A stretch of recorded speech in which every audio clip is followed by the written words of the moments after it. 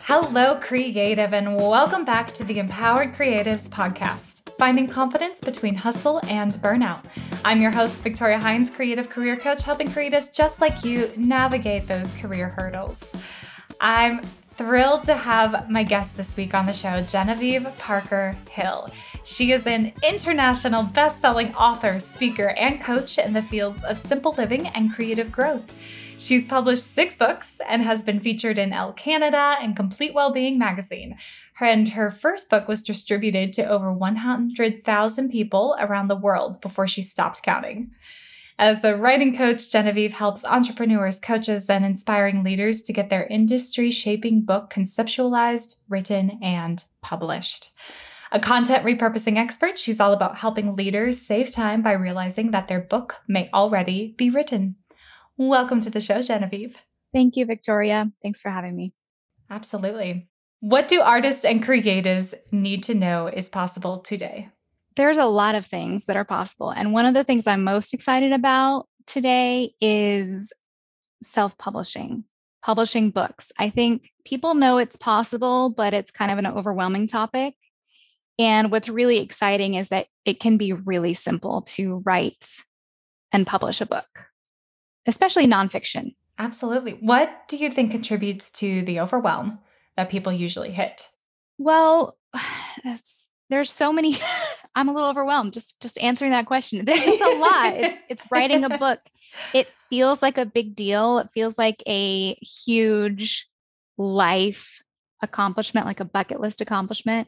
Mm-hmm. And people think, oh, I need to get an agent and I need to get a traditional publisher. And people can do that. And there's also this whole world of print on demand publishing. And it's gotten so much easier in the last 10 to 20 years that the landscape today for someone who has a message they're really excited about or a story they really want to tell, it's just so simple to do it. And I'd be happy to talk more details on that. Absolutely. Well, I'm excited to dive deeper into your expertise just on this podcast. I know I personally would love to write a book one day, and I feel like it's been a bucket list for me. I also have clients and friends, and I know people who listen to the show who are currently in the process of writing or wanting to publish a book. So here's my first question for you. What surprised you most when you went through the process of publishing your first book? I think just how, once I got underway, how fast it went. The other thing that surprised me was the topic that I wrote on. I never thought I would write on that topic. I kind of wrote it as a side project that didn't mean a lot, or that wasn't like the main thing I was working on at the time. It wasn't the main field that I was working in. The topic of that book, it's called Minimalist Living, Decluttering for Joy, Health, and Creativity. And so it was just sort of a side hobby. So I think that surprised me. And then how fast I was able to write it and how a book doesn't have to be that long to be a book. I think a lot of people have this idea that it needs to be a tome, a heavy tome, but it doesn't. To be considered a book, the numbers are kind of up for debate, but maybe about 30,000 words for a nonfiction book is a great length for a book. That's amazing. Did you have any trepidations about publishing that first book? Yes, I think so. I'm trying to remember. It was a while back now. I think it was probably, I don't even want to think about how more than 10 years ago. It was about 10 years ago.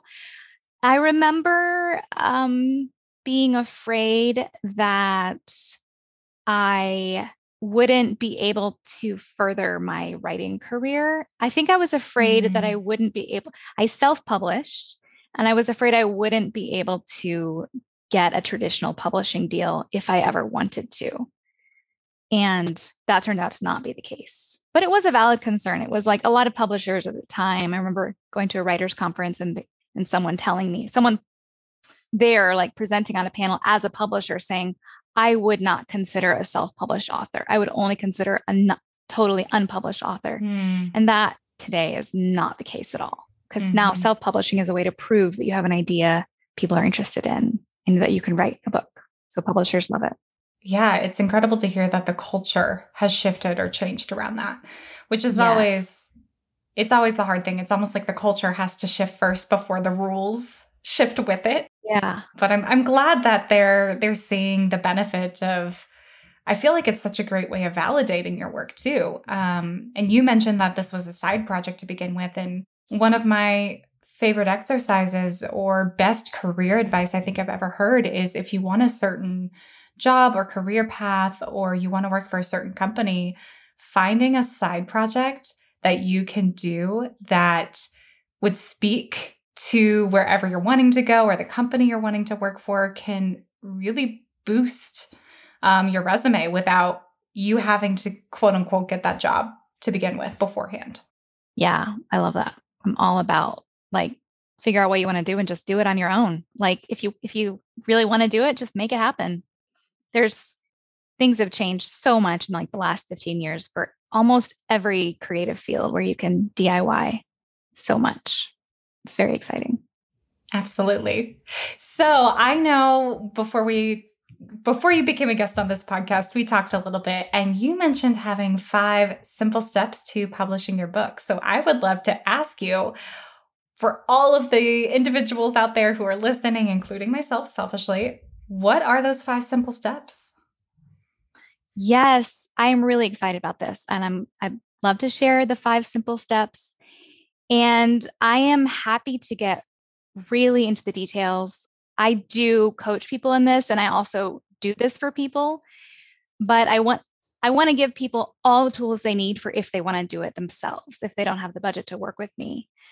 And because I don't just want to be an advertisement, I don't want to just say, hey, work with me and let's write your book together. I want to say here, if you want to do it on your own, I'm going to give you everything, all the information you need. And because I just get excited by the idea of people writing their books. Like if they have a book that they feel like they need to write, just getting it out there and publishing it, not just writing it, but publishing it, because it's all so doable. And I know on this podcast, you talk a lot about mindset topics. Mm-hmm. And I think that's really wonderful and really important.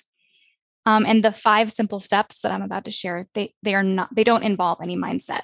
So hopefully if you're listening to this and you're like ready to take notes, you've already done the mindset work. Like you've listened to some earlier podcast episodes about, bringing the joy and creativity and all, you're like, mindset is set to go, because it's actually a really, really important part, as you know, to the creative act is having your mindset. Without the mindset component, you won't be able to finish your book and publish it. So you have to be in that really growth mindset, or whatever you want to call it, like the creative mindset, the juicy creative mindset. So that's just a preamble. Okay, so the 5 simple steps. And Victoria, will you jump in if you're curious about like a tool? I want to give all the details. Like I'm imagining the listener like taking notes, like, okay, I'm going to do this. I'm going to start tomorrow. Like, or even like right after this podcast, like I'm going to start like, okay. So step 1 is make a list of 10 topics that you could monologue on easily for 20 to 30 minutes. Or if you're not a monologue person, if it's hard to just hear yourself talk, then these can be topics that you can have a friend ask you about, where you're like, oh yeah, my friend and I, we always love to talk about this. My favorite. So these are going to be things like, oh, my favorite thing to talk about if I just have 2 hours over coffee with a friend is this, this, and this. So like you pick a big topic and then you divide it into 10. So that's your step 1. Just make a list. Make a list. So it's almost like the things that interest you, that you're passionate about, that you could dive into and maybe also research. Like you don't mind diving deeper into the rabbit hole. Is that kind of what you're hinting at? Right. You want to go all the way down the rabbit hole. And these 10 topics are going to form the 10 chapters of your book. So you do need like, okay, a general idea of what you want to write a book about. And then so these 10 topics each one is going to be a chapter of your book. And you absolutely want to just be so interested in all 10 of these. But they can be subtopics. They can be like subtopics of a larger topic. Okay. All right. Is that clear? That's clear. So one big topic and then 10 things about that topic that you could just talk about for days or dive deeper into. Yes. Yes. And you're going to be, so then step 2 is that you want to record yourself talking about those topics. So you want to have about 10 different recording sessions. And of course, it can be 12. It doesn't have to be exactly 10, but you want to have about 10 different sessions and you record yourself talking for 20 to 30 minutes on each of those. And I think 30 minutes is the sweet spot. You can go up to 40 minutes, but I think on average, the brain starts getting tired after 30 minutes of focused thinking and talking about a topic. Mm-hmm. So that is step 2. Can I ask a question? Yes, please jump in. Does it have to be the most like polished monologuing, like 30 straight minutes? Or can it also be maybe like finding your words and like sifting through conversation? Yes, you can. Does not have to be polished. Okay. It can be, you can say and oh, let me think, let me pause here. And because we're going to polish it later, we're going to edit it later. That's a later step. And that reminds me of a couple things, which is because I like to give very practical tools and nitty-gritty details, which is that most people's smartphones, you can get an app that's a great microphone. You don't need to invest in a fancy microphone. I've actually heard, I had a friend make two friends make recordings for me, and one had a fancy microphone and one used her phone app that I was like, go download this app called Voice Recorder. And guess which one was better? The voice recorder? Yeah, the phone was the better sound quality. I don't know what happened with the other mic. There was some technical problem. So simple is great for this. You don't need it to be polished. It doesn't need to be recording quality or music quality or podcast quality. It just needs to be clear. And another note on step 2 is, maybe I already said this, but you can get a friend. If it feels weird to talk to yourself in a room, then you can get a friend to ask you about these topics. Okay. And my recommendation is just to keep it simple and have your friend say, what do you have on? So say your topic is creativity and you have 10 subtopics. And one of them is making space. Making space. Thank you. Making space for work. So just to say, what do you have on making space for work? And then just to say, what else? Just to keep it simple, because these are the 5 simple steps. We can get more complicated with our creative process if we want to, but we don't have to. And so that's helpful for some people because they feel it's hard to just talk to themselves in a room and record themselves. Okay, I think we're ready for step 3. I think we are. Step 3 is to take those 10 recordings and transcribe them. So you want text. You want to turn it into text. And you can do it yourself. You can listen and just type it out. You can be your own transcriptionist, which is really, it's actually a really good thing to do. It takes a long time. You don't have to do it yourself. You can get a service to do that. When you're listening to your own voice and transcribing it, in a way that's part of the creative process, part of the writing process, you'll probably be editing as you transcribe. So that's one way to do it. Or you can use a service. And I recommend, and I use myself, that you don't use like an AI, because I found they're just not accurate enough and they just miss too much. So I use a service where a human is transcribing it, or I transcribe it myself. And I like gotranscript.com. That's the best one I found, just in case people are like looking for a recommendation. This is not sponsored, not that I know. No, we're not sponsored by GoTranscript, but it's a great service and I love it for like affordable transcribing. If somebody opts into doing an AI version, so let's say they record on Zoom and use the transcription service built into Zoom, or they use something like Otter AI, what tends to be the extra work required in order to get it to the level that paying for a little bit more of a service would provide? You just want to listen to it and make sure nothing is being missed. So I think that could be a great like bridge between the two options. Like you Mm. have an AI version, so you're listening to it and you're kind of comparing it as you go to what you actually said. But with a human doing it, they catch everything. So you don't have to listen to yourself if that's a problem, which totally it is. Sometimes I cringe when I'm listening to myself. And so for some people, that's like a real hang up and they can't. But if you can listen to yourself, then that's not really a problem because you just listen. Awesome. Finding that right balance in your career is incredibly difficult as a creative. If you are lacking time, energy, or money to do the thing that you love, it might be time to figure out what needs to change. If you have no idea where to start, I encourage you to grab my free Creative Career Audit. This worksheet will walk you through a process to help you identify what's bringing you joy in your work and what really needs to go. You can head to my website at www.victoriahines.com or grab the direct link in the show notes below. Alrighty, back to the show. All right, step number 4. Step number 4 is to put all your transcripts together into one document, and you probably guessed, edit and polish. This is a huge step. It's the biggest step. And like the other ones, it can be as complicated or as simple as we want it to be. I really like to use Microsoft Word, but you can use Google Docs or any word processor to get all your words together. And you want to make chapters. You want a table of contents. You want your 10 chapters, and it can be really simple. And I love Microsoft Word because it works well as a tool with step 5. And so this is like a huge step. And I really would like it to not be a creative block for the person listening and like who's ready to start writing their book after this.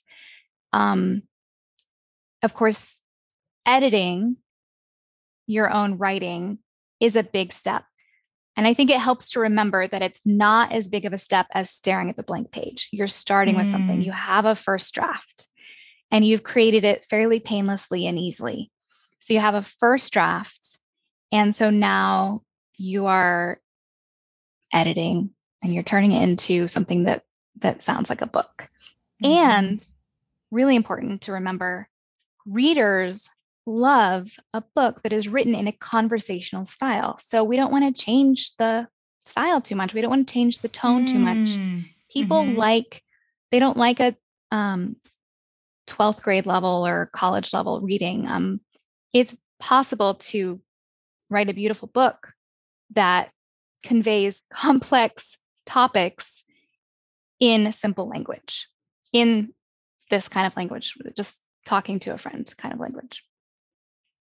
So don't add flowery language. Don't change things too much.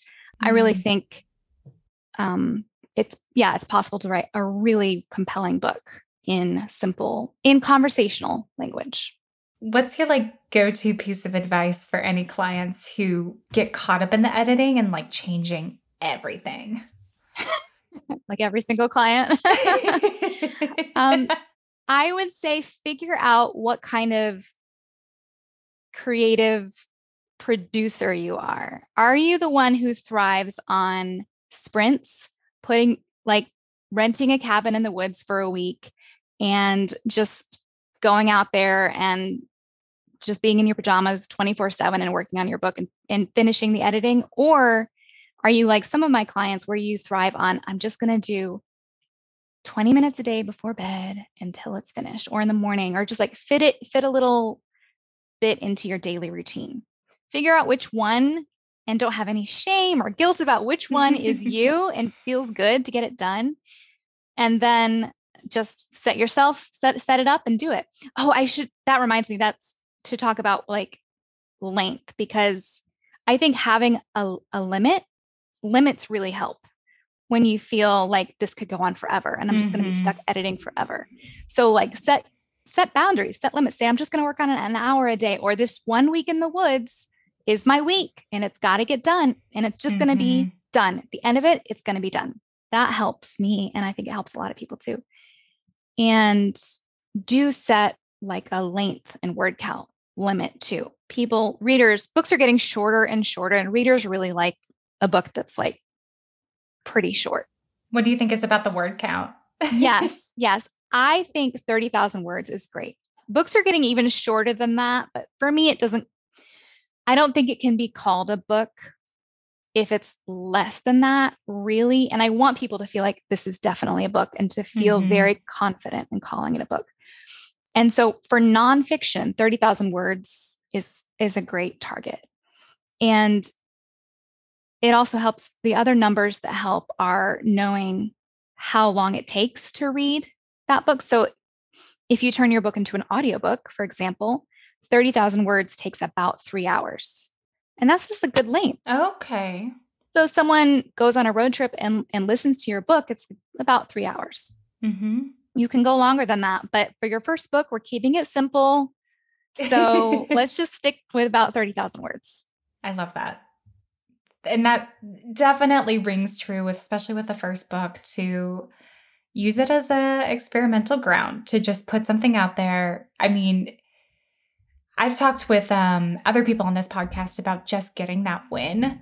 And I feel like it could be the same thing with a book. Of a 30,000 word book or a 3-hour audiobook that's your win. Yes. That's going to help keep you going in the very, very long marathon. Unless like this one book is the one thing you wanted to write and that's the dream. But if you're a long-term writer and there's other things you want to be writing, then that can give you the energy and inspiration to keep going, which I like. Yes. I like that advice. The win. I love that. Get the win. Yeah, totally. And when you get reviews, often readers will will be happy. They'll be like, oh, I love that this book wasn't filled with unnecessary filler or fluff. It was a quick read. That's high praise. A quick read. Amazing. Wait, so is there 5th step? That's step 4. There's 5 simple steps. We got one more step because remember, yes, we're not just getting it written, we're getting it published. This is really, really important, because if you just create something but nobody sees it, well, why did you make it? I mean, I guess there is something to be said for just making it for you, but if you're going to write a book, you want at least one person to read it. So let's publish it. So step 5 is to publish your book. And I have a favorite way of doing it. There are a lot of ways to self-publish. But at the end of the day, if you want the most bang for your buck and you want it to be as simple as possible, you want it on Amazon.com. That's where a lot of us buy our books, maybe most of us buy our books. And it is one of the largest search engines in the world, if not the largest search engine in the world. And so whether you use Amazon to self-publish or not, you want it listed on there. So whatever service you use, you definitely want it on Amazon. So, and why not use Amazon? If, they have the service, they have the print on demand service. And so you're going to go to kdp.amazon.com, and they've made it very user-friendly, very simple, and you can self-publish to ebook and print on demand paperback and hardcover now. They've added that. Oh, wow. Yeah. And they purchased Audible. So they actually make it really simple to produce an audiobook after you've published. So I recommend doing first ebook, then paperback, and then audio. That's awesome. Do they also, just kind of curious about the Audible side of things, just also because I come from the acting voiceover world, is it something that's encouraged for you to record that audio file on the side and then you can upload it to Audible? Or do they also kind of provide voiceover artists or other people who could possibly record your book? Yes. For a service or fee? Yes. All of the above. Okay. Yes. If you write a nonfiction book using this method I've just talked about, then I recommend you voice your own book and you read it and you record it and you do your best. You do want to have a professional setup. and you create the audio files, and they allow you to produce and narrate your own book. And there's acx.com, which is Audible Creation Exchange, where you can meet voice talent. There's actors and voice artists on there who can audition, and you can hire them to produce and narrate your book. To record your book? Yeah. It's so easy. And this is where I always say, do what I say, not what I do, because I have only published nonfiction and I haven't narrated any of my audiobooks. And it's because after working on them, I'm just so tired of them. I'm just so sick of working on it and editing it and uploading it. I'm like, okay, let's just hire somebody else to do it. And so, but if you can do what I'm telling you to do, it's better. I mean, it's better if you can read your own book. People want to hear your voice, but you can get, if you're tired of your book, if you're just tired of like working on the project and you just want it to go get done, you totally can. Just want to move on to the next step. Just want to move on. Like, like after you've looked at it for so long and you've gone over and over and over, maybe just take a break and then do it. Yeah. I always think I should do it, but I haven't done it yet. And that's okay. I've always said this to clients as well, too. If something is your barrier to getting something done, even if the best practice is doing something else, like hire it out, give it to a friend, give it to somebody else, because you want to make it as easy as possible.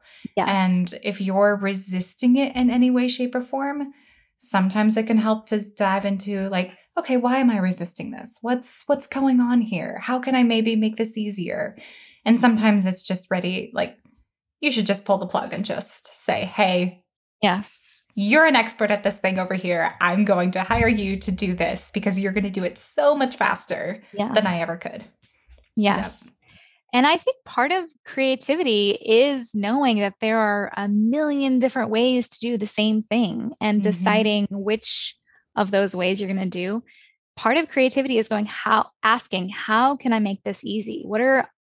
Let's brainstorm. How can I make this easy? And that is part of the creative process. So it doesn't mean just because one of those ways is to have someone else do it, doesn't mean you're not the creative driver behind it. Like you're still ultimately responsible for what you produce and put out there. 100%. Okay. So as a real quick recap, like in one sentence, what are the 5 steps? Okay. All right. I'm going to hold up my hands. Is there a video element to this? I don't know if anyone's going to see this. I haven't used it, so they probably won't see it. So you're good. Okay. My 5 fingers, just so you can do this on the listener can do this on their 5 fingers. So we've got list 10 topics that you could talk about, record yourself talking on those topics, transcribe it, put it together in a document, polish it up, and then upload to kdp.amazon.com and hit publish. Don't forget to hit publish. Boom. Boom. Right there. You've just published a book. 2023. I want to receive an email of everybody who's published their book. Yes, me too. Listening to this episode. Both want emails. Yes. Yes. We talked a little bit about this before you hopped on the pod, but sometimes I think all of us as creatives, we hit projects where the resistance feels like something that we want to create something and the drive is so deep that it's like, it's worth it going towards the end. But creating something, it's never, even though this is such a simple and easy process, sometimes it doesn't feel as simple and easy when you're in the process of it. It can feel new and hard and like a challenge and like a new mountain to climb. So how do you personally know when it's time to hold on to a project, to keep going, to keep driving, to keep pushing through, to keep overcoming that resistance versus letting go, or in the more negative connotation, like quitting and putting it to the side? Wow. I wish I had a process for that. My honest answer is I'm going to try to answer, but I have no idea. And it's different for every single project that I abandon and or finish. But how do you know? I mean, because you can't finish everything. We shouldn't really finish everything we even start. Starting is, I suppose there's some people who feel obligated to finish everything that they start. But that doesn't seem healthy. So I think it's wisdom this is wisdom, knowing when to quit and when to keep going. Mm-hmm. And I think that there's a lot of different sources of wisdom, and there's what your heart is telling you. There's what your body is telling you. Mm-hmm. I have listened to experts talk about different body parts. Like they listen to what your different body parts have to say. Like in partnership, like what is your body telling you? Do you feel expansive? Do you want to take a deep breath when you think about this project, or do you want to run away and hide? Like, what is your body telling you? And what is I'm all about like also asking for advice, like asking people in my life that I trust, like, why did I start this project? Can you remind me? Should I finish it, or do I need to quit this project? And then as far as once I've decided, okay, I need to finish this project, I think what works for me is embracing the discomfort of that, knowing that it doesn't mean because something is hard and uncomfortable and I kind of want to like squirm in my seat and I feel itchy and hot. I'm like, I don't want to do this. That is normal. Like knowing that that's part of the process. It's not always going to be just creative flow where the hours just fly by. Oh, if only. If only. And that's normal. It's normal. It doesn't mean you need to stop. It doesn't mean you're not doing the right thing, or that you're not meant to write your book or do whatever project you're trying to finish. And then the final thing I'll say that really helps me with finish all of my books that I really want to finish, for me, I'm visual. So having a visual, tactile thing on my wall that's like a vase I fill up, like I color in each day of writing, or I check off a box, or I put an X in the calendar. Like having something like that really motivates me. I can just see it every day and see progress being made. Those are the things I finish. When I set something, I know that I'm serious about finishing it. When I set something like that for myself, I know I'm serious. So it's an environment thing. Like set your environment up for success to help you finish, whatever that means, whatever you need. Make it to the finish line. I love that. Yeah. All right. My last burning question for you is, what advice would you give to an artist who is looking to feel more confident in their career today? Well, I think confidence comes from action. So the advice would be take action, create something, and then you're doing it. And that's like proving to the most important person you need to prove yourself to, yourself. Yeah. So I think that would be my advice is do something tiny, tiny, tiny. Doesn't have to be big. Paint a tiny picture or start your book. Make a list. Write down what you heard on these topics. Mm-hmm. Yeah. I think action is the best way to build confidence. I love that. I want to say one more thing. Sorry, yes, I just thought of absolutely. one more thing that I think is really important to confidence, which is that you do need people in your life who are encouraging you. And for whatever reason, some people in our lives will be negative, and it might be they're jealous or who knows what's going on with them. But I think the other advice that's really important is just be careful who you talk to about what creative projects you're working on, and make sure that you're talking to people who it's part of their purpose in life to be kind and encouraging, because I think it can really damage your confidence as an artist to hear negative, discouraging things like, you shouldn't, like, why, whatever the negative stuff is. Right. So I know everybody has really positive people in their lives, and then maybe people that you can't trust with certain information. So I think that's just like, know who to talk to and do share it. Cause I think we do need each other to say, you can do this, keep going, but just make sure you trust the people you tell. Love that. All right, Genevieve, how can we keep in touch with you? Okay. I have a website, GenevieveParkerHill.com, and you can go there. You can find my email there. You can also download my free checklist, 10 things to know before you write your first book, which is helpful and hopefully encouraging. Yeah, please reach out, email me, get in touch. I would love an email from you. Awesome. All those links will be in the show notes below. Thank you, Genevieve, for coming on the show today. You're so welcome, Victoria. Thanks for having me.